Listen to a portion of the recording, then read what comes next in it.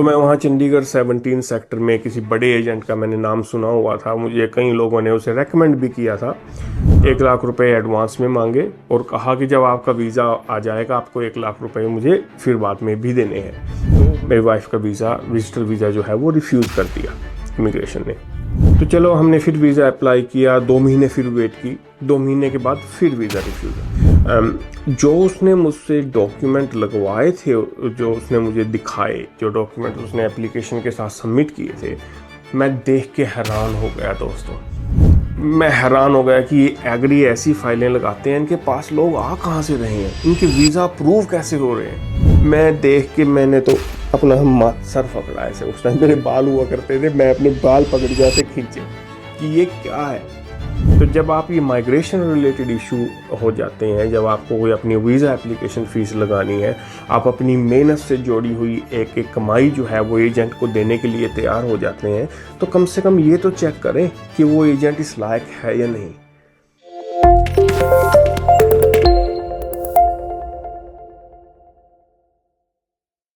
Hello दोस्तों and welcome to Opal migration Australia.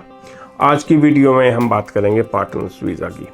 और specially जो ऑस्ट्रेलियन परमानेंट रेजिडेंट्स और ऑस्ट्रेलियन सिटीजन हैं, जब वो किसी ओवरसीज़ पार्टनर से शादी करते हैं, उन्हें किन किन बातों का ध्यान रखना चाहिए, हम वो बात करेंगे, उन बातों की तरफ ध्यान देंगे आज, ठीक है। बट इससे पहले मैं I'll get into the technical details. I want to share my personal story with you.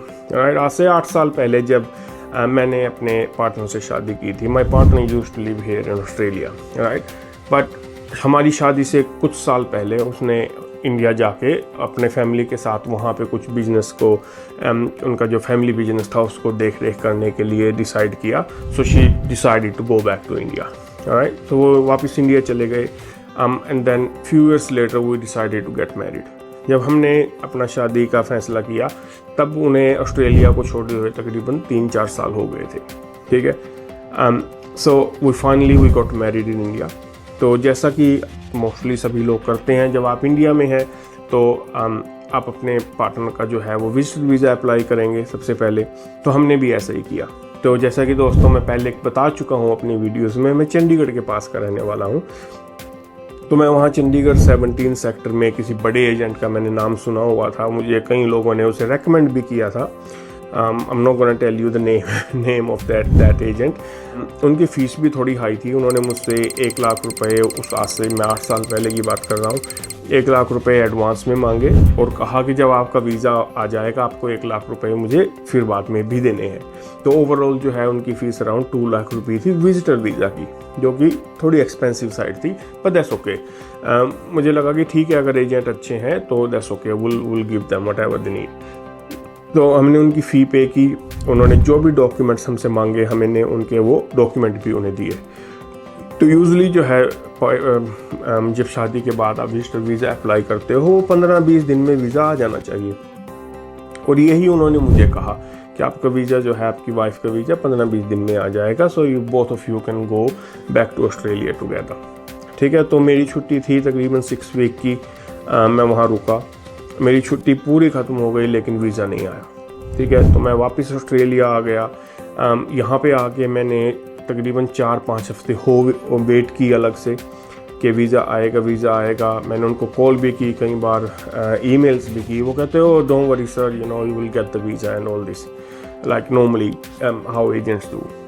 तो तकरीबन 3 महीने की वेट करने के बाद जो है मेरी वाइफ का वीज़ा, विजिटर वीज़ा जो है वो रिफ्यूज़ कर दिया इमिग्रेशन ने। मुझे बड़ा शौक लगा ये देख के कि I am an Australian citizen, I got married. तो ये वीज़ा रिफ्यूज़ का मेरे को समझ में नहीं आया, ठीक है। तो मैंने एजेंट को कॉल की और कहा कि प्लीज़ मुझे बताएं ये वीज़ा रिफ्यूज़ल हुआ क्या है, किस वजह से हुआ है। वो जो एजेंट था वो मुझे कुछ कहानी ऐसी सुनाने लग गया सर। वो उनको आपकी बात पसंद नहीं आई, आपकी शादी उन्हें जेन्युइन नहीं लगी। मैं उसकी बात सुन के बड़ा हैरान हुआ। तो चलो, क्योंकि उस समय जब मैंने शादी की थी, उस before I got married I recently got promoted into a management role, right. So I was opening up a brand new health care facility in Queensland for a big organisation. तो मैं काम में इतना बिजी था कि मुझे बिल्कुल भी मेरे पास टाइम नहीं था तो मैंने उनसे कहा कि चलो ठीक है, अब ये वीज़ा रिफ्यूज़ हो गया है, बताएं अगला स्टेप क्या है। वो कहते हैं कि सर कोई बात नहीं, ये रिफ्यूज़ल तो लगते रहते हैं, हम दोबारा आपका वीज़ा अप्लाई करेंगे और 10-15 दिन में वीज़ा आ जाएगा। तो मैंने कहा चलो ठीक है। तो उनके कहने पे मैंने दोबारा वही 1 लाख रुपए उनको फिर दिए और फिर वेट लग गए हम करने। मैंने अपनी वाइफ को नहीं बताया कि उनका वीज़ा रिफ्यूज़ हो गया है, क्योंकि कई बार ऐसा होता है, वो स्ट्रेस में मैंने सोचा वो चले जाएंगे, तो मैंने ये बात उनसे क्वाइट रखी और मैंने बोला कि आप जस्ट वेट करें, अभी डिसीजन नहीं आया वीज़ा का। तो चलो हमने फिर वीज़ा अप्लाई किया, 2 महीने फिर वेट की, 2 महीने के बाद फिर वीज़ा रिफ्यूज़ल। तो अब की बार मेरा थोड़ा माथा थनका कि ये हो क्या रहा है। मैं ऑस्ट्रेलियन सिटीजन हूँ मैं, और ये एक बेसिक ह्यूमन राइट है किसी भी ऑस्ट्रेलियन सिटीजन, छोड़िए चाहे आप इंडिया से हैं, किसी का भी अपनी वाइफ के साथ रहने का। ऐसे इमिग्रेशन कैसे वीज़ा रिफ्यूज़ कर सकता है। तो मैंने उन्हें कहा, मैंने फिर फ़ोन किया, मैंने कहा कि अपने एजेंट से बात कराएं, जो आपका मेन बॉस है या सर है, उससे बात कराएं। मैंने उससे बात की, उसके पास कोई एक्सप्लेनेशन नहीं थी। मैंने उससे कहा कि सर ऐसा है, अब मुझे नेक्स्ट स्टेप बताएं, ये क्या, कैसे अप्लाई करना है, क्या करना है। अब 2 बार वीज़ा रिफ्यूज़ हो चुका है, I just can't take it any more, tell me what I need to do. तो उसके बाद फिर मैंने क्या किया, उसने कहा कि नहीं सर, हम ये ऐसा नहीं है, अब की बार हम पूरे ज़ोर से वीज़ा लगाएंगे और आपके 100% जो है गारंटी देते हैं। तो मुझे ऐसा लगा कि पूरे ज़ोर से वीज़ा लगाएंगे, तो पिछली 2 बार में क्या किया भाई आपने। 2 बार में आपने मुझसे 2 लाख रुपए आप ऑलरेडी ले चुके हो, और अब कह रहे हो तीसरी बार में हम जोर से वीज़ा लगाएंगे।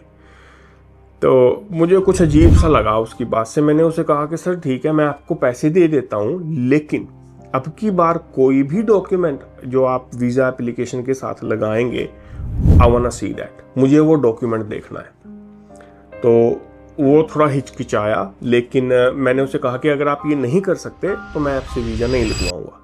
तो उसने वो एग्री हो गया एजेंट इस बात को।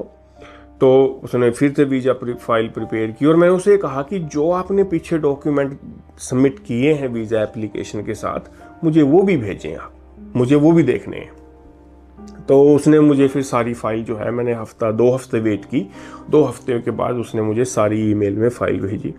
जब मैंने उसके डॉक्यूमेंट जो उसने वीज़ा के साथ लगाए थे, जो मेरी तरफ से एफिडेविट उसने लगाया था, मुझसे पूछा भी नहीं उसने साइन करने के लिए, अपनी तरफ से ही साइन कर दिए। जो उसने मुझसे डॉक्यूमेंट लगवाए थे, जो उसने मुझे दिखाए, जो डॉक्यूमेंट उसने एप्लीकेशन के साथ सबमिट किए थे, मैं देख के हैरान हो गया दोस्तों। उस पर उन्हें 4-5 पन्नों का एक एफिडेविट लिखा हुआ है मेरी तरफ से। उसमें एक भी, कहीं पे भी एक भी लाइन, एक तो इंग्लिश तो है ही नहीं, वो बिल्कुल करेक्ट इंग्लिश नहीं थी, इतनी बैड इंग्लिश में वो एफिडेविट लिखा था कि मैं हैरान हो गया बस। ठीक है, वो इतने बड़े 17 सेक्टर में 6 और 7 फ्लोर पे उनका ऑफिस है, उनके वहाँ लोगों की भीड़ लगी हुई थी। मैं हैरान हो गया कि ये एग्री ऐसी फाइलें लगाते हैं, इनके पास लोग आ कहाँ से रहे हैं, इनके वीज़ा अप्रूव कैसे हो रहे हैं। एनीवे, तो मैंने वो फाइल देखी, उसमें कहीं पे भी, पूरे एफिडेविट में कहीं पे भी कोई लॉ का कोई रेफरेंस ही नहीं है। उन्होंने लिखा हुआ है उसमें एफिडेविट में, मुझे बताते हुए भी शर्म आ रही है दोस्तों, उसमें लिखा हुआ है कि अब मेरी शादी हो गई है, मैं अपनी वाइफ के बिना रह नहीं सकता, अब हमें मेरा वीज़ा दे दीजिए, आई बेग यू। दोस्तों, आई बेग यू, ये वर्ड उस एफिडेविट में उस एजेंट ने लिखे हुए थे। मैं देख के मैंने तो अपना सर पकड़ा ऐसे, उस टाइम मेरे बाल हुआ करते थे, मैं अपने बाल पकड़ के ऐसे खींचे कि ये क्या है। मैंने उसे फ़ोन किया और ईमेल भी की उसके बाद में, पर पहले उसे फ़ोन किया कि भाई तूने जो पैसे लिए हैं रख, मेरा वीज़ा नहीं लगाना तूने, ठीक है।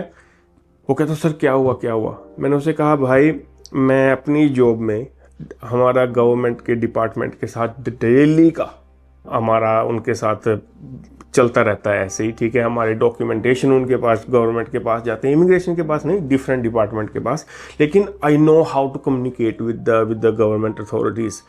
जो आपने ये लिखा भी है, मेरा जो 10 साल का नेफ्यू जो यहाँ ऑस्ट्रेलिया में स्कूल में जाता है, वो आपसे अच्छी डॉक्यूमेंटेशन, आपसे अच्छी एप्लीकेशन बना देगा। ये तो आपकी एप्लीकेशन बिल्कुल ही बेकार है। अगर आप इस तरह के, और दूसरी बात दोस्तों, उस एफिडेविट में कहीं पे मेरा नाम था और मेरी वाइफ का नाम था, लेकिन अगर मैं पेज 3 और 4 पे जाता तो वहाँ किसी और के ही नाम लिखे हुए थे। उस साहब ने वो जो पूरा जोर से वीज़ा लगाया है ना, वो किसी और का ही एफिडेविट में मेरा नाम लिख दिया और मेरी वाइफ का नाम लिख दिया, बाकी की स्टोरी चेंज करना ही भूल गए। तो मैंने हाथ जोड़े, मैंने कहा आप अपने पैसे संभालो, ठीक है। मेरे 3 लाख रुपए गए पानी में। मैंने कहा कि नहीं, ऐसा नहीं काम चलेगा। तो मैंने फिर ऑस्ट्रेलिया में एक तो यहाँ के एक लॉयर को कहा कि देखिए वीज़ा अब मैं खुद ही लगाऊंगा। मैंने खुद जो है स्टडी करना शुरू किया वीज़ा की। जब मैंने लॉ पढ़ने लगा मैं, तो मुझे लगा कि नहीं, कि अगर मैं ऐसे ही 2 दिन या 3 दिन लॉ की स्टडी करके मैं ऐसी एप्लीकेशन लगा दूं, मुझसे भी गलती होने के चांसेस हैं। एंड उस टाइम मेरे पास अथॉरिटी नहीं थी यहाँ पे। अब मैं लाइसेंस प्रैक्टिशनर नहीं था ऑस्ट्रेलिया में माइग्रेशन लॉ में प्रैक्टिस करने के लिए। तो मैंने काफ़ी सर्च की। मैंने फिर उस समय एक लॉयर जो है वो सिडनी में मुझे एक लॉयर मिला। तो मैंने उन्हें अपनी सारी सिचुएशन बताई, वीज़ा रिफ्यूजल्स वगैरह की सारी स्टोरी बताई। तो उन्होंने कहा कि देखिए sir, you already wasted a lot of money, पर हमारी फ़ीस जो है वो चीप नहीं है, बिकॉज हम कोई इंडिया में ऐसे तो है नहीं कि बस एजेंट का हमने बोर्ड लगाया और एजेंट बन गए। हमारे पास स्टडी हमने की है ऑस्ट्रेलियन माइग्रेशन लॉ की, हमारे पास लाइसेंस है, तो हमारी फ़ीस थोड़ी ज़्यादा होती है, लेकिन आपके वीज़ा में किसी तरह की कोई प्रॉब्लम नहीं है, ठीक है। ये वीज़ा रिफ्यूज़ल इसलिए हुआ है कि जिसने वीज़ा लगाया है उसे पता ही नहीं था वो क्या कर रहे हैं। मुझे थोड़ा उससे बात करके, लॉयर से, थोड़ा अच्छा लगा कि हाँ, he knows what he is talking about. तो उन्होंने जो कुछ भी कहा, डॉक्यूमेंट जो मांगे, फीस उनकी तो 3 लाख में ऑलरेडी दे चुका था, तो आई थिंक अराउंड 3,500 उन्होंने मुझसे फ़ी ली अपने उसकी वीज़ा प्रोसेसिंग की। मैंने वो सारा उनको पे किया, और दोस्तों आप मानोगे नहीं, 15 दिन में वीज़ा ग्रांटेड है। ऑलराइट, ये फ़र्क है। ये मैं पर्सनल स्टोरी आपसे इसलिए शेयर की कि जो मेरे साथ हुआ ना दोस्तों, ये आज भी ऐसे ही होता है लोगों के साथ। तो आज भी जो ओवरसीज़ में ऐसे ही अपना दुकान खोल के बैठे हैं, माइग्रेशन एजेंट बन जाते हैं वो लोग, बिना किसी क्वालिफ़िकेशन के, बिना किसी नॉलेज के। अब उनको कंपेयर कीजिए जो यहाँ पे, जैसे मैंने स्टडी की है, मैंने ऑस्ट्रेलियन पोस्ट ग्रेजुएट डिप्लोमा किया है ऑस्ट्रेलियन माइग्रेशन लॉ में, और उसके बाद मुझे जो है अपना एग्ज़ाम पास करना पड़ा लाइसेंस लेने के लिए। वो एग्ज़ाम बहुत टफ एग्ज़ाम था दोस्तों।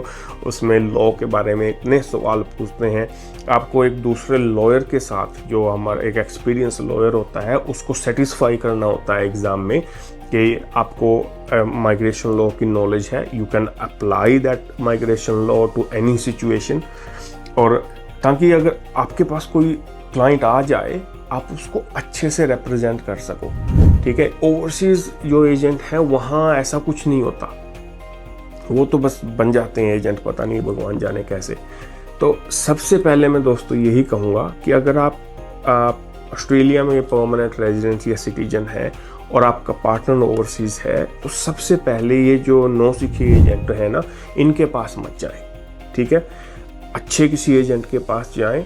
अगर हमारे पास आना चाहते हैं, हमारे पास आएँ। हमारी कॉन्टैक्ट इन्फॉर्मेशन जो है वो स्क्रीन पे है। किसी भी टाइम आप हमें मैसेज कर सकते हैं, ईमेल कर सकते हैं। बट किसी भी एजेंट के पास या लॉयर के पास जाने से पहले उसके क्रेडेंशियल चेक करें, ठीक है। उनसे पूछें कि आपने पहले कितने केस लगाए हैं, आपको एक्सपीरियंस है इस तरह के केसेस का, तो ये सवाल ज़रूर पूछें, ठीक है।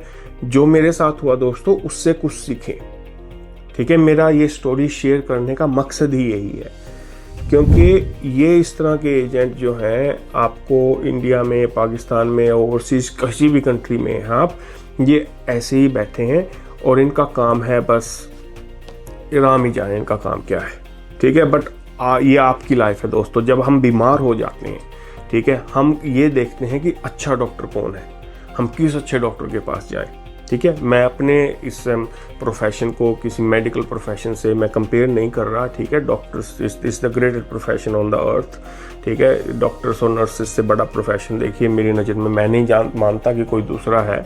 बट अगेन मैं कंपेयर नहीं कर रहा, लेकिन जब आप बीमार हो जाते हैं, आप हमेशा एक अच्छे डॉक्टर के पास जाने की कोशिश करते हैं कि हमें अच्छा डॉक्टर मिले।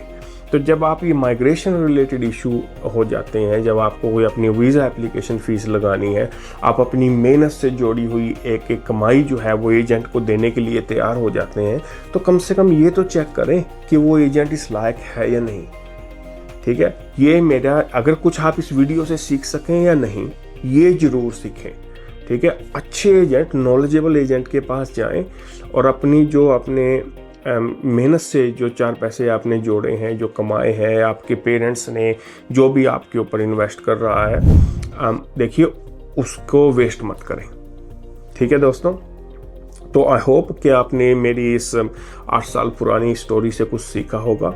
ठीक है, और अगर आप ऑस्ट्रेलिया में हैं या आप इवन इंडिया से अपने पार्टनर के साथ यहाँ पे किसी भी वीज़ा पे आना चाहते हैं दोस्तों, हमसे कांटेक्ट करें। ठीक है, हमारी टीम और हम यहाँ पे हर टाइम आपकी मदद के लिए हैं। ठीक है, you can contact us any time, we will get back to you as soon as we can. ठीक है दोस्तों, इंस्टा और फेसबुक के मैसेजेस में कई बार डिले हो जाता है क्योंकि वहाँ पे हमारे पास बहुत मैसेजेस आते हैं।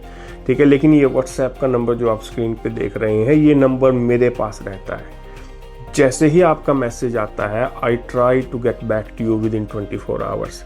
Alright, so if you are serious, देखिए दोस्तों, टाइम वेस्ट करने के लिए ऐसे ही मैसेजेस मुझे मत करें कि आप एक लाइन मुझे लिख के भेज दी और मैं आपका बायोडाटा आपसे मंगाता रहूं और आपका भी टाइम वेस्ट हो और मेरा भी टाइम वेस्ट हो, वो मत कीजिए। लेकिन अगर आप सीरियस हैं और if you want to come to Australia और if you are already in Australia and marrying someone who is overseas, अगर आप इस तरह की सिचुएशन में हैं और हमारी मदद आपको चाहिए दोस्तों, that's all you need to do, message on this number. Alright, so thank you for watching this video. I hope आपने इससे कुछ सीखा होगा, and will see you in the next one. Thank you.